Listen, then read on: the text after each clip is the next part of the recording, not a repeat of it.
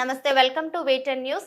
మంచిర్యాల జిల్లా బెల్లంపల్లి నియోజకవర్గం బెల్లంపల్లి మండలంలోని కర్నాల గ్రామ పంచాయతీలో ప్రసిద్ధిగాంచిన బుగ్గ రాజరాజేశ్వర స్వామి దేవాలయం 26న మహాశివరాత్రి పర్వదినాన్ని పురస్కరించుకుని జాతరకు అన్ని ఏర్పాట్లు చేశారు.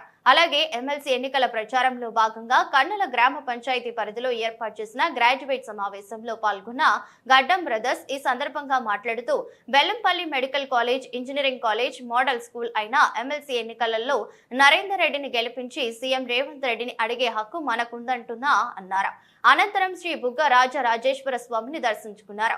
అలాగే ఇతర జిల్లాల నుంచి భక్తులు పెద్ద ఎత్తున తరలి వచ్చే అవకాశం ఉంది కావున ఎలాంటి ఇబ్బందులు తలెత్తకుండా క్యూ లైన్లను ఏర్పాటు చేశారు. తాగునీటి సదుపాయం, వైద్య సిబ్బందితో ప్రత్యేక మెడికల్ క్యాంపు ఏర్పాటు చేస్తున్నామని, 25 నుండి 27 వరకు 3 రోజులు జాతర కొనసాగుతుందని, అటవీ ప్రాంతం కనుక ఎలాంటి అవాంఛనీయ సంఘటనలు జరగకుండా బెల్లంపల్లి ఏసీపీ రవికుమార్ ఆధ్వర్యంలో పోలీస్ బలగాలను ఏర్పాటు చేశారని ఆలయ కమిటీ వారు తెలిపారు.